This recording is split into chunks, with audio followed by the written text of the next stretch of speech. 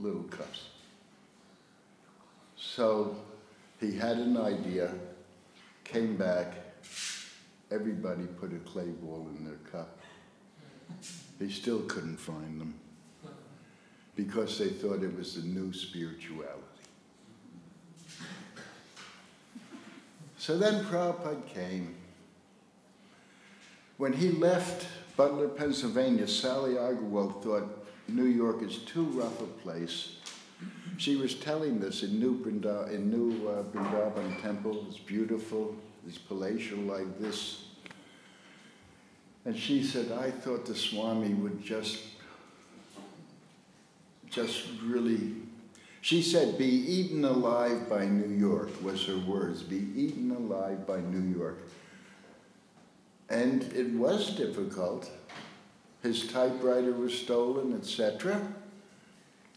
But in New Vrindavan, she said, well, I guess the Swami did all right, sitting in the temple. And he did all right, but it didn't happen at first.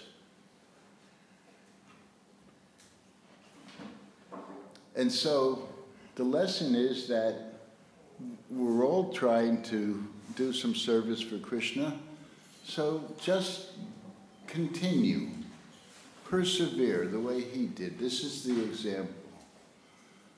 We're not alone. We have a movement. We have each other. We have people to talk to. We have elders. When Swamiji came to San Francisco, New York was somewhat successful, and then because San Francisco was influencing the whole world, Mukunda decided, and some others, we should start in San Francisco. So Jamuna, I've been fortunate because Krishna sent me a wonderful Krishna wife, Jamuna Devi, and she's very great devotee and a really great devotee. It spilled over on me, and she's the lead singer in the Govinda Madhipurisham every morning.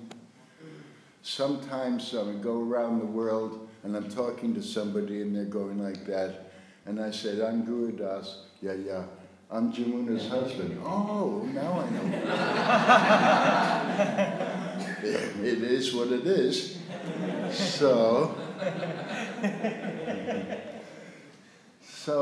when he came, well, she went to New York because her sister was marrying now Mukunda.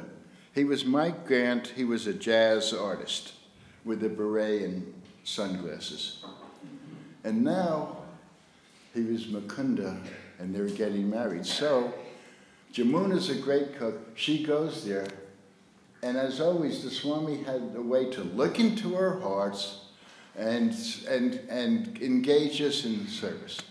So he said, it's the custom in India for the sister to cook for her sister's wedding.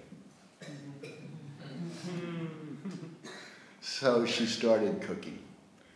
And she went like that, and he said, no, when we cook for Krishna, we don't touch ourselves. She thought, what? He said, go wash your hands. Then 99.99.99.99% of people taste when they cook. So she started to taste the prasad. Oh, no, we don't. When we cook for Krishna, we don't even taste. Go wash your hands. About an hour later, Swamiji, can I go smoke a cigarette? Go wash your hands. Not only that, she thought it was the first mantra, go wash your hands. Hands, Hare, Hare. But she still wasn't sure. It was the 60s. She was somewhat street smart. And then the Swamiji says, you're tired, go rest if you like in the next room.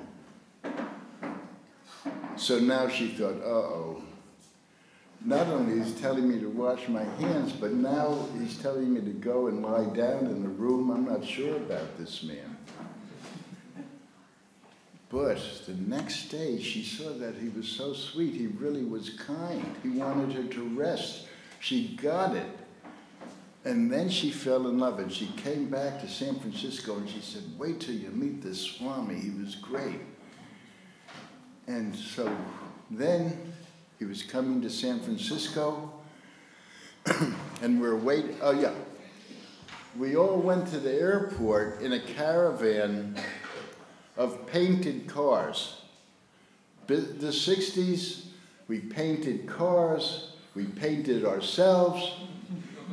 We were into spirituality, so in the airport were Mexican serapis, African dashikis, all Zen Buddhists, everybody coming, but the cars were painted too. We had the Thor-mobile and the Batmobile, and Haridas's father reluctantly gave the most expensive car, the Cadillac, and we plastered Hare Krishna mantra on the side of it. So it was the Krishna-lac. And the Krishna-lac led the Thor-mobile and the Batmobile to the airport. And so there are about 50, 60 of us. And no Swamiji, everybody's out of the airplane, but then we see, oh, because if you travel, you wait till everybody leaves. You don't stand in the aisle. And he knew this, and so he came out. And like the poster of the Hare Krishna film, he was resplendent with his cane. He's looking into Vaikuntha. A lot of times he was so regal. What's he looking into, you know? Later on, I asked him, he's sitting on the floor in Calcutta, across from the Pukor. I have fooled them, Gurudas. Who? The mosquitoes. And he says, when I sit on the floor, they rise, and he was like a little child. So proud of himself that he fooled the mosquitoes. Again, childlike question. I said, Swamiji, or now it was Prabhupada, are there mosquitoes in Krishna Loka? In Vaikuntha? He says, yes, but they don't bite, they sing. So then he comes into the airport like Yudhisthira. It looked like his feet didn't touch the ground. And these stories are come. It's not going to be chronological, because if I don't say it, I might forget. So we're walking on John Lennon's estate one morning, and it looked like his feet weren't touching the ground. And so there was a worm coming right for his feet. And I'm thinking, well, I should say something. The worm is a living entity, but yet I'm not the controller, and maybe the worm will be liberated, like falling under the Jagannath wheels. But maybe I should say something, and the worm was going, and Prabhupada's feet, and he was leading us, like in a V. He was the only one who had welly boots on. Wellingtons, these rubber boots. We had sneakers and sandals and wet feet. And the worm went there, and then his foot, and then I looked, and the worm went on, and his foot went on. And I looked, there's no indentation. And then later on that morning, I'm in his room, and there's a butterfly, as I mentioned, and he goes like this, and the butterfly jumped on his fingers. But the real miracle is that a few minutes later he said, open the window so that butterfly can get something to eat. You see, he saw into the hearts of all living entities. And when we walked, it was so nice to walk with him in the mornings. We hardly could keep up with him. And we were walking by a Stowe Lake. It's a place of pilgrimage in San Francisco. And there were some ducks and a devotee. There was only a few devotees. I was the 7th initiate in San Francisco. And someone said, "Get out of the way to the ducks, the Swami's coming." And I'm thinking, it's their habitat. They were here first. And get out of the way, the Swami's coming. Swamiji looks over and says, as you're thinking they're disturbing us, they are thinking we are disturbing them. So I saw he can look into the heart of every living entity. And so now he was in our midst, but at first we didn't get to see him in San Francisco. He was translating. While we slept, he was translating. We didn't get to see him. Finally, he taught us the Maha Mantra on a board.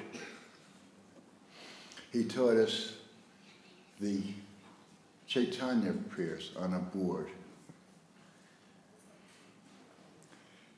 He sat on the altar. Samashinda made an altar. There was no Vyasasana. He didn't tell us to bow down, didn't tell us to shave our heads, didn't tell us that you need a Vyasasana. He was spoon-feeding us. The Swami was in our midst. We wanted a Swami from India. He came. He was jolly. He was sweet. He was kind. He was fun. He was everything you wanted in a Swami, but more. He told us, why would we leave our hedonistic ways? We were very free everything, free love, free everything.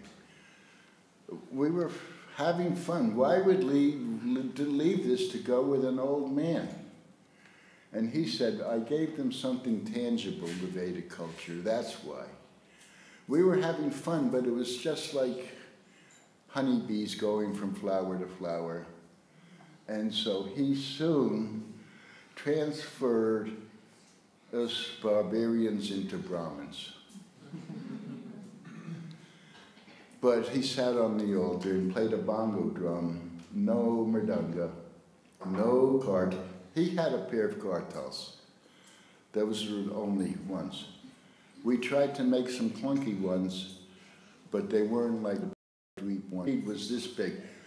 And not only red, somebody did a rainbow mala. Red, green, burn. Lord Jesus was in the temple. A Native American totem pole was to the right of the altar. He tolerated it. We're women.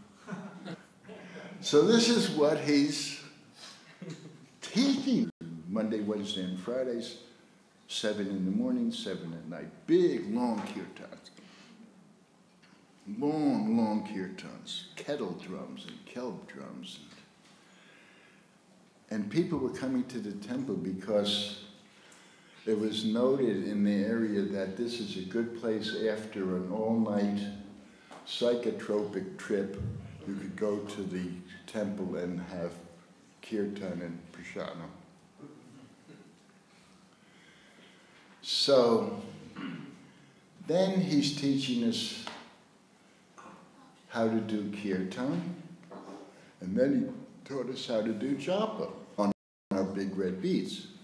So, the bead bag was this big. Yeah, but why a bead bag? Krishna made the ground. Why? Oh, but these are sacred, he has to do. Why can't my dog Ketal come into the temple? Krishna made him. Well, the dog can't ask, nice dog, but he can't ask, who am I? He's teaching us the nuances. But you know, why can't the dog? Actually, the dog did come into the temple museum, but that's another story. And so he's teaching us all that. And so then,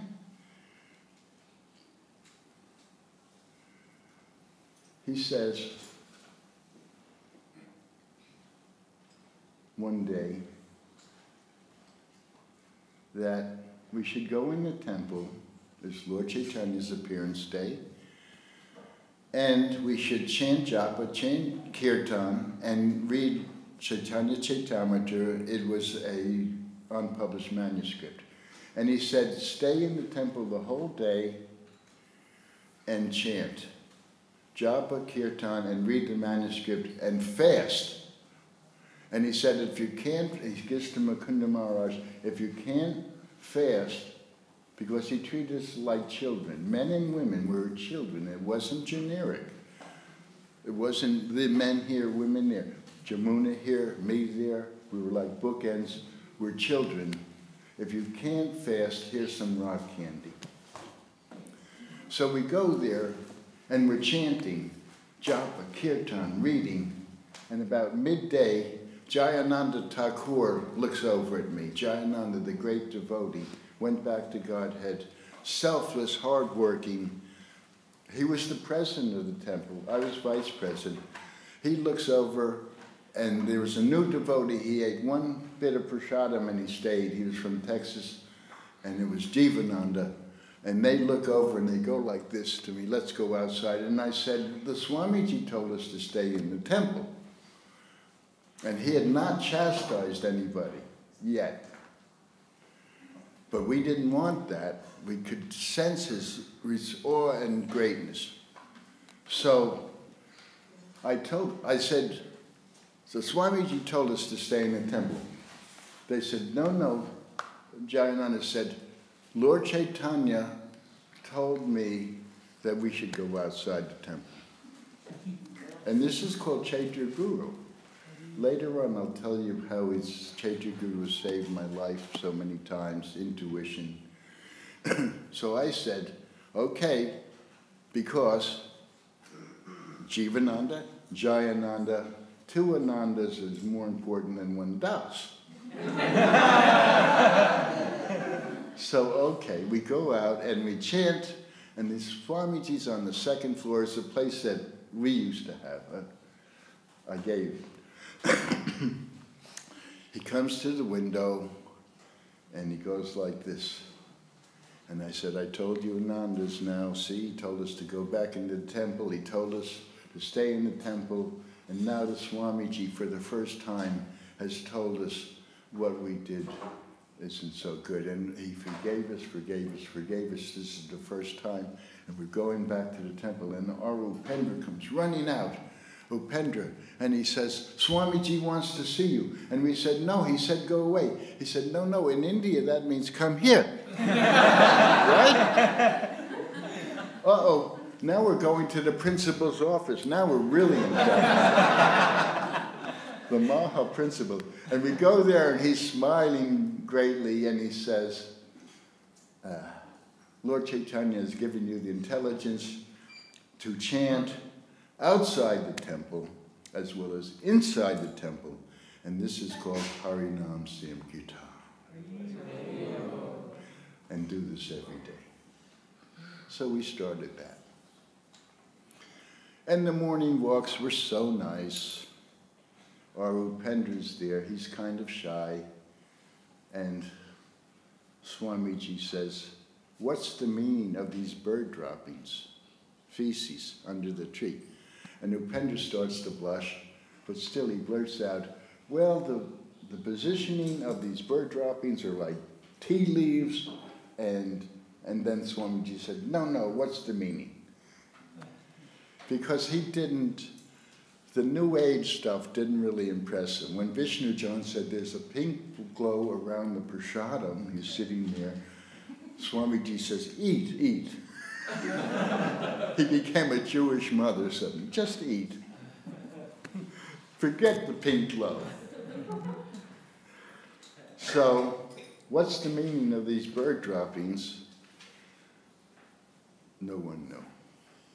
So, he said these bards have lived in the tree for 2 weeks. He counted them scientifically. Then he goes and says, see, even bards are attached to their apartments. because the birds were there for 2 weeks. Sannyasis, Goswamis go for 3 days at the most under a tree. Then he was like a big Bedouin emir at Kumbh Mela, and we're sitting there. One of our devotees was having trouble in Germany. He says, our Hansadut is having trouble. Why is nobody helping him? So 2 people left, because it was not a matter of airfare or mileage. It was a matter of our family, somebody who's in trouble. And we started this movement as a family, and it still is, and it was based on love and trust. Nothing was in place, no charters. We just loved one another, and we supported one another. And this is the lesson. He said, one of our devotees is in difficulty. Why isn't anybody helping him? It was that simple to him. So then, 2 devotees leave. And I'm just going to show you this. This is an example of how we can understand Krishna consciousness because of the caveat of time, place, and circumstance. Because sometimes it may be, you may not understand something, but if you understand it for the moment and what's going on, and also, as George Harrison said, this too shall pass, then you may not be so distressed. And just to give this example, as an emir in the Bedouin tent, he says, how do you know Krishna is God? Immediately, I said, you told us. Because I was a Swami man. This was I watched him because this is the practical application of the Shastras. Not only the Shastras, but what's he going to do? Prabhupada, there's ants on the gulab jamun. That's all right, they won't eat very much. Is that in the Shastras? Or tying up a microphone with a Brahmin thread, is that in the Shastras? Time, place, circumstance. So, how do you know Krishna's God? You told me.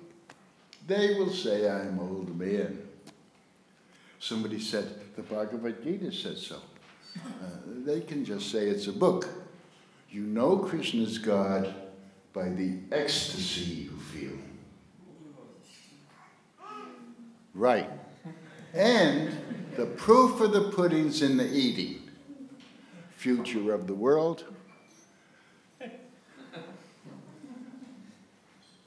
So he liked to do English folk, Indian folks like to do a British adage every once in a while.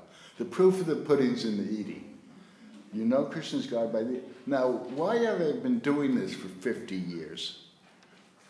Everybody, so many lectures are, the material world is awful, and it is. Now, Bhaktisiddhanta Saraswati said that Krishna doesn't want us to have pain. What it is to identify the difference between the material and the spiritual world. That's the nuance, not to give us pain. So, the ecstasy you feel. Because, the material world is the material world. But then I look at the Swamiji, and he's smiling broadly. If the material world is so terrible, why is he smiling all the time? So, as a childlike thing, I want to do what he's doing. I want to find out what he's smiling. I know the material world is not so great. I already know that. And after this, I'll tell you the Tapasya story, if I remember. So, yeah. Or you can say Tapasya. Anyway, so then, yes, the ecstasy you feel, wonderful. So then a year later in Philadelphia, we're walking, and everybody tries to get close to the Swamiji, walking like the roller derby, you know. But I had so much time with him, I just was back there. And if I wanted to get close to him, I had so much association. But if I still didn't have enough, I simply would take the tape recorder. Oh, Gurudas has the tape recorder. Sometimes it didn't have tape in it.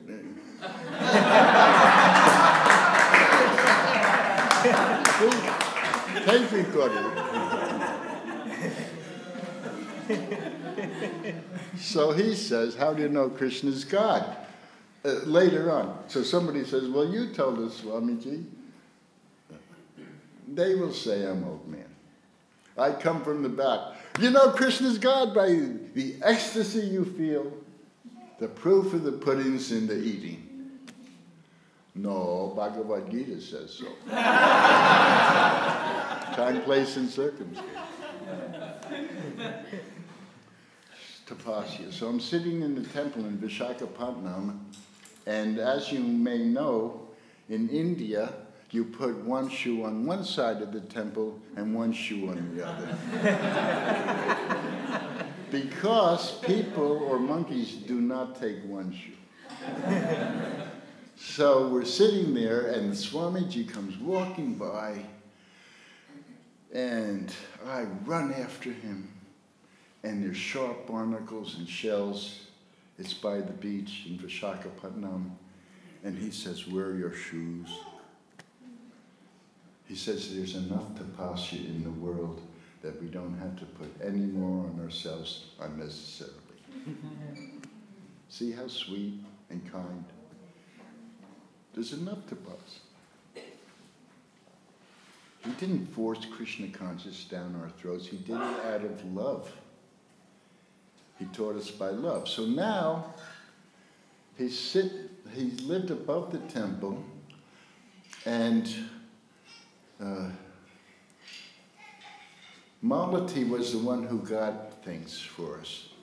The Grateful Dead, Jerry Garcia gave her a stove to do chapatis on. And so then, because Prabhupada obviously knew mime and he knew silent movies, he saw Malati wait for the man to deliver the milk to the corner store, and she then went into the truck and took a whole flat of butter, like this big. And she's carrying it like this. She puts it in the temple. I was there.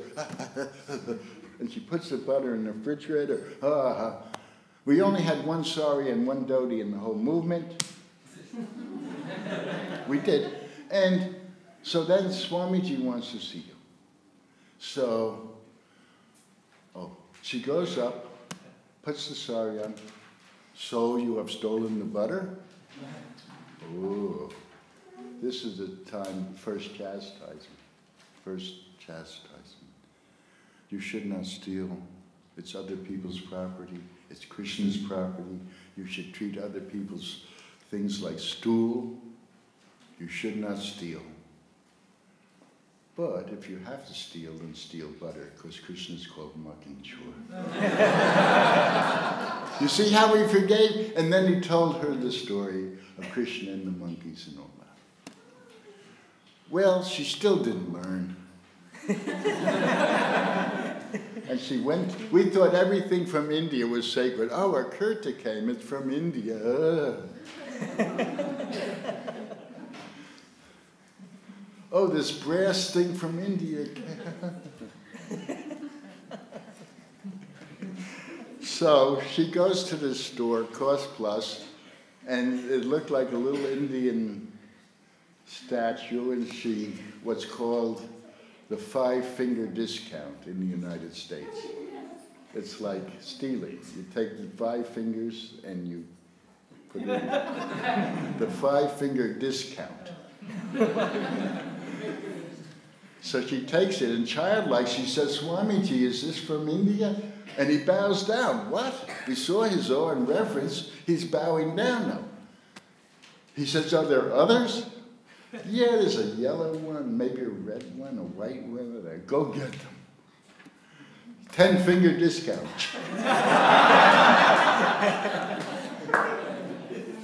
Samashunda, can you carve these? Yes. Well, New York wanted the Swamiji back, so I said, carve really slow. Which he did, but then Swamiji comes half a mile away, knocks on the door, Bhaktivedanta Swami here, and please speed it up.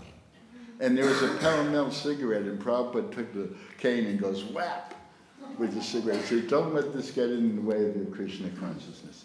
So then he told us about Jagannath Car Festival. And the first, next door to us was the Diggers. It's an Irish organization, and the Hells Angels, a motorcycle gang. And so one night, we had long kirtans, and then he was going to speak. He didn't speak much, he spoon-feeded us. We hear boom, boom, boom on the wall. Now he has a Vyasa-san. He has a Vyasa-san. Because I got a little guitar machine. There's a store who had guitar machine, Little Krishna, and I said, please give us a guitar machine. And they said, well, for $35 you could have them. So I went out in the street and said, my father's in jail, please give me some money. My son's in jail, he's blue, give me some money. My best friend, he's Shamshin, give me some money. $35, he came. So now Prabhupada had to sit on the Vyasa-san.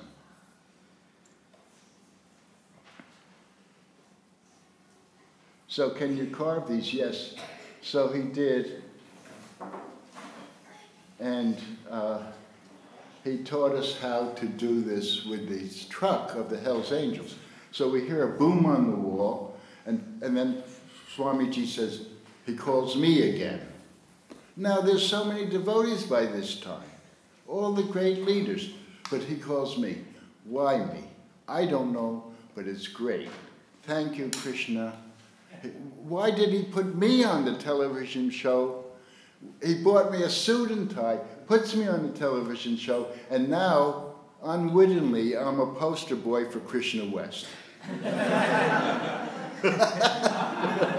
Yeah, see? What's that noise, Gurudas? I don't know, go see. But I knew it was the Hells Angels. Huge guy, I had my bead bag, he had a knife. I had sandals, he had a motorcycle. He had a swastika etched in his cheek, no teeth. Yeah, what do you want? Well, the Swamiji's about to speak, and we're wondering if you could possibly not bang on the wall. Now I would just say, could you party? And I said, okay, there's a jazz term, knock yourself out. Which I didn't say because he would have. So he said, I said, yeah, when we start singing again, you can bang on the wall, but now the Swamiji's speaking. And he said, yeah, your Swamiji's the heaviest. Which is, and then later on I told Ken Kesey that there's a translation of guru that means heavy. And he said, heavy, even heavy. He became a vegetarian. I cooked for him. So the Hells Angels, they gave us a truck and we had the Rath Yatra. But so now, Swamiji's on the Vyasa-san, and Govinda Dasi's father comes, and he's from Texas. And Texas is a big state. It was the biggest state, but now Alaska's bigger. But they thought they were bigger and better from everyone because they were oil rich and big. And he did not like that his daughter was joining this crazy Krishna cult. And so he goes right up to the Vyasa-san the first night. Meanwhile, the Patels from Gujarat are coming to the temple. And so Mr. Govinda Dasi's father goes right up to the Vyasa-san, and so did the Patels of Gujarat. Now, it didn't help the situation because the chief of the Patel clans had a gold tooth, and there was like a strobe light bouncing off of his tooth going into Mr. Govinda Dasi's father's eye. And he's going like this. And he's saying, He's from Texas. He says, why does my daughter have to have an Indian name? So the Patels go there, and now he's surrounded. He felt like General Custer, surrounded by the Indians, and he's going like that. Prabhupada sees it. He says, you do not like Indians? He's perfect.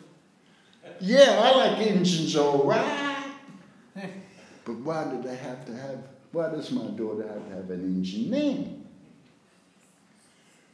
If she's happy, why do you object? And then he went away. I saw him disarm so many people. So he taught us Harinam, he taught us how to cook, he taught us Rathayatra, he taught us how to be Brahmins. And within 6 months, he said, go to London. My Guru Maharaj wants something there. We were successful.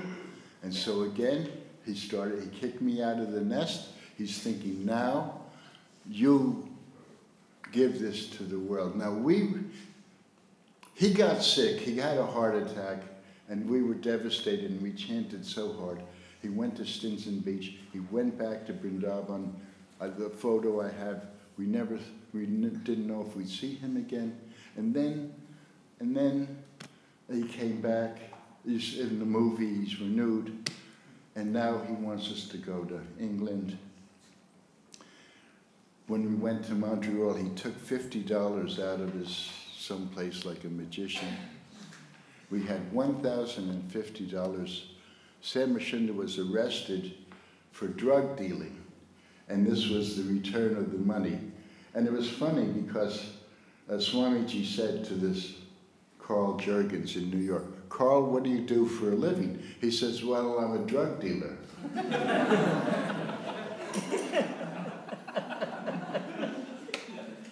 And Prabhupada said, yes, I did that too.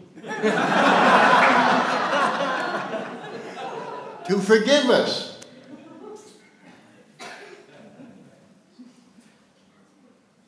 So now San Francisco is successful, and he says, my Guru Maharaj wanted something in England, and so please go to England, you 6 and baby, and our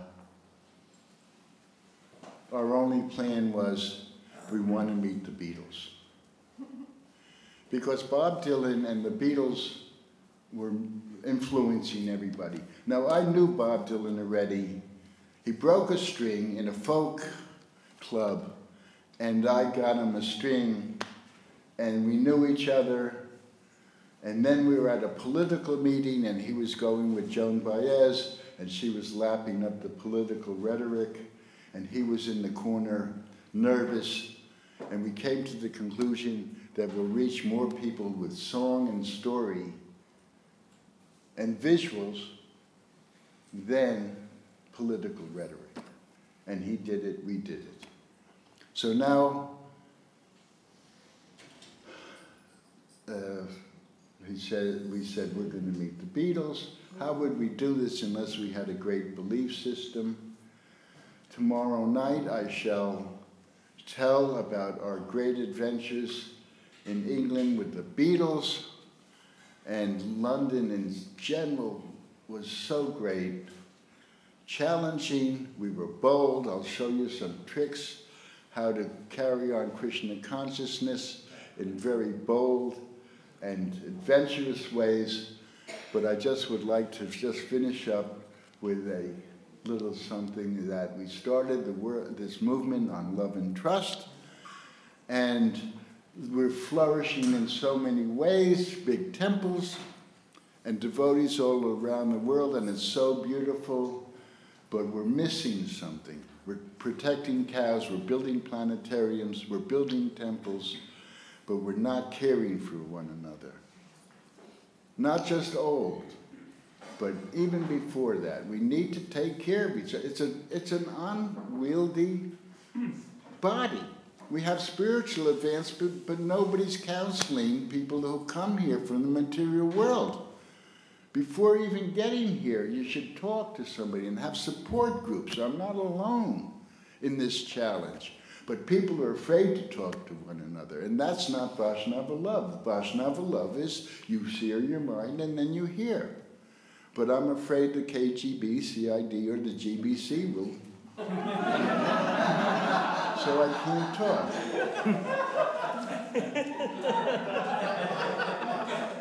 So I said, I have this message, we got to take care of children, but when we get old now, there's nothing in place. It's suddenly somebody gets old, and then we react, and then the family comes together. I want preventative medicine. So we started outreach.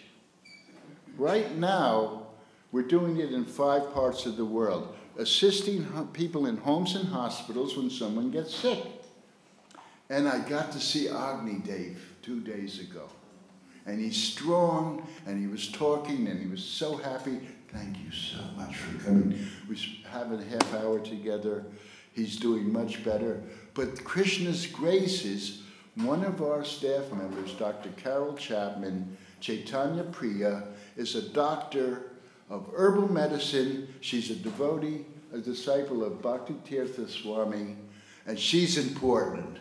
So when he goes there to live with his son, we have the outreach team for him.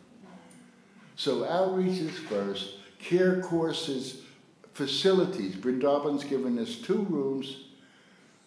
We're going to have a presentation on Thursday night. There's also films, but please, if you're interested, we have these brochures, and this can be done all over the world. If not a facility, every temple could at least have a room, and then you bring the equipment and the doctors in. We have to take care of each other. We don't have to, but we do have to. And this is my mission now, and so if you're interested, please pick up a brochure, and also this is a very good book. If you're interested in that, I'll sign it. But tomorrow, we're going to go on the Magic Mystery Tour. Thank you very much.